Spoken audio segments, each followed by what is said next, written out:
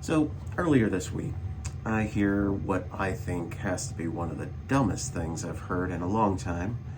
But then again, coming from President Joe Biden, dumb is kind of standard operating procedure.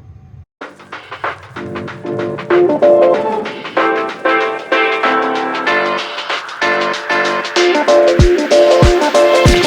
we go. Hi, welcome back. I'm the Colorblind Architect, and I know that the rant videos are usually my least popular videos, but I had to speak out on this one. Recently, Joe Biden, our illustrious senile president, oh my goodness, he's such a mess. But then again, we haven't exactly been doing all that well with presidents here in the United States for a while. In fact, one could say, I think our last competent president was George H.W. Bush. I mean, maybe his son was okay, but yeah. But yeah, our current president, Senor Joseph Robinette Biden, I'd have to say, not exactly the smartest monkey in the cage. But let's just say he gets up, and of course gas prices are really high, and he says, I'm going to lower gas prices. And instead of saying something like, hey, I'm going to allow more oil drilling, or hey, I'm going to let the Keystone Pipeline get finished. No, what does he say? He says, oh, we're going to allow for E15 ethanol gasoline to be sold. Yeah. Okay, so some context. Mr. Biden, if you ever catch this video, I doubt you will, but let's just put it this way. Just a week or so ago, you had said that we've got coming famines thanks to the Russia-Ukraine war, the global supply shortage of wheat, and the global supply shortage of fertilizer due to the sanctions that you put on Russia and the fact that a war is going on. So with a global shortage of food, you decide to burn a huge chunk of America's food crop in the form of ethanol. Yeah, you're just not that smart.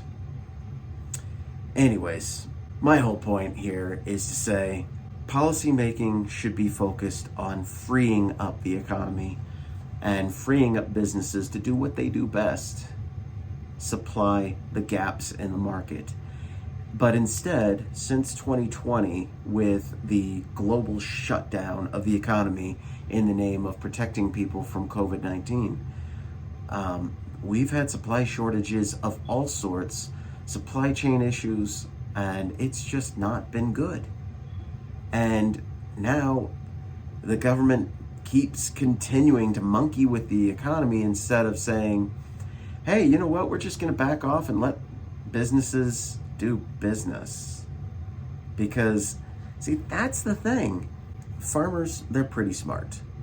They look at the futures markets. They understand that commodity prices shift and go different places. So they're going to grow the crops that are going to be most profitable to them.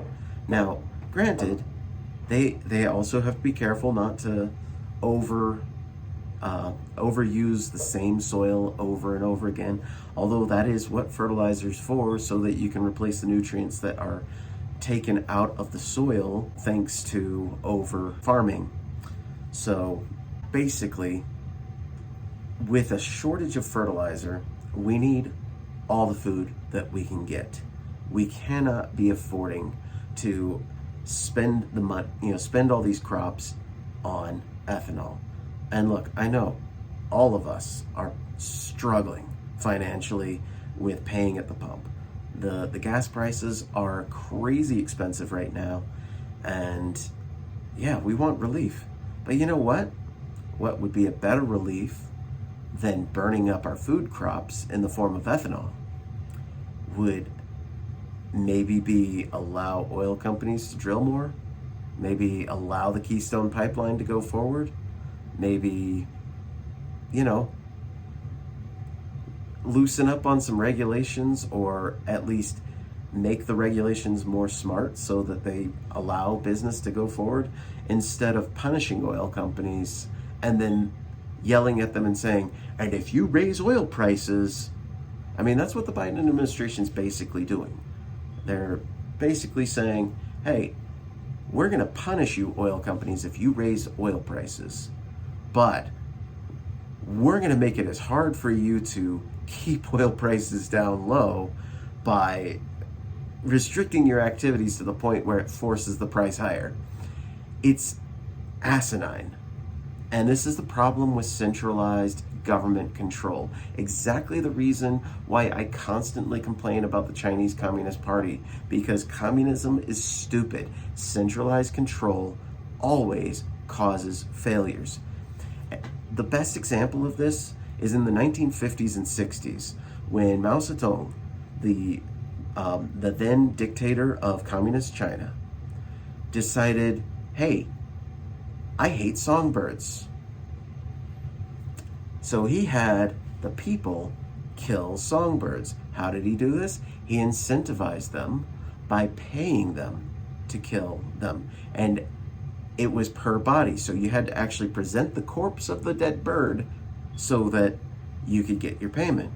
Well, here's the problem with that. Those songbirds were critical to the fertilization of crops. Yes, a lot of those songbirds are part of a complex ecosystem that allows for the fertilization of crops. So the result was mass famine and starvation.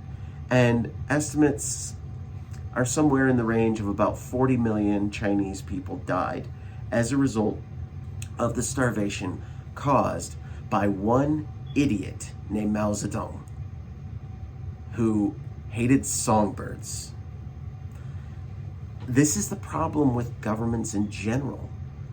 Governments in general are run by humans. And in case you haven't noticed, all of us, every single one of us humans, is flawed. Yeah, not a single one of us is perfect. And as a result, we often are pretty dang stupid. Well, what happens when you give all that control to the pretty dang stupid monkey in the White House? And yes, I know some people are going to think I'm calling Joe Biden a monkey. I'm actually calling all of us monkeys, because that's my humorous way of referring to how stupid we humans are. Now, we are smarter than monkeys. I'm not gonna pretend like we're somehow equal to them. Obviously, we are the most advanced species on this planet, except for maybe dolphins. We don't know. But the point is, anybody is potentially susceptible to these fallacies where you think you know it all, or you think all the people around you know it all, and you start making decisions that you think are going to be the right thing. This is why freedom is so great. When you allow for freedom, it allows everybody to do what they want. Now, there are some bad sides of freedom. Yes, some people will engage in drugs. Some people engage in prostitution. Some people will engage in theft. Some people will engage in lying. Well, but a lot of people will actually choose to do good things. A lot of people, in their struggle to survive and to provide for their families, will actually come up with ingenious ways. And those ingenious solutions to problems that might be a happenstance for one person, but it ends up being genius because more people will copy them, and then everybody advances. It's only through freedom that we allow for this exchange of ideas and this improvement of society. Notice that all the greatest inventions, virtually all of them, came from places where there was freedom for the people. just look at America alone. You had the invention of the telephone, radio, electricity, automobiles, airplanes, computers, internet. That's just to name a few. There's so many more. And to think that authoritarian systems try to claim that they're the best, but where are their inventions? Well, in the case of China, their inventions are largely stolen from America through corporate espionage. They steal it. In fact, they've actually legitimized it. In fact, for an American business to go do business in China, they actually have to allow the Chinese Communist Party to have a 50% or more ownership stake in that company. And it allows the Chinese Communist Party to basically take or steal any of the intellectual property of that company. This is a serious problem. It means that innovation will be stymied if people do not feel like they can actually get gain from the inventions that they come up with. They're going to keep them to themselves. Why would you share it? Why would you go through all the struggle, the travail of building up the capital and investment resources to produce an invention, a product, if you're not going to be able to make money off of it? It's quite ludicrous. So my whole point in this, Mr. Biden, back off. Just relax the restrictions, allow the oil companies to have the Keystone Pipeline, allow them to drill, allow them to explore, and you know what? That will actually bring down the oil prices. In fact, what's really interesting about that is if we can bring down the oil prices by doing that, it will actually crush the Russian economy way more than the sanctions that you've imposed. Because all you're doing with the sanctions is you're just forcing the shifting of the petrodollar to the ruble. Because that's what Russia's now demanding. They're demanding people actually pay in rubles. So that means they have to buy rubles. And how do they buy rubles? They have to exchange dollars. And you know what? Guess what? That means there's less demand for dollars, which means the value of dollars goes down, which means inflation, which causes our oil prices to continue to rise. And yet, I'm just some average architect. I'm not that smart. I can figure this out. I don't know what the heck is wrong with Mr. Biden. Hopefully, somebody in his office will wake up and then maybe wake him up and tell him, hey, it's time for your ice cream, Mr. Biden, because I don't think he's actually all there. I think he's basically allowed a bunch of communists into his office and he's letting them run the show. And that's probably why the economy is just doing all kinds of stupid things right now. Because anytime you let communists involved in an economy, things are going to get stupid and bad. And then people are going to starve to death.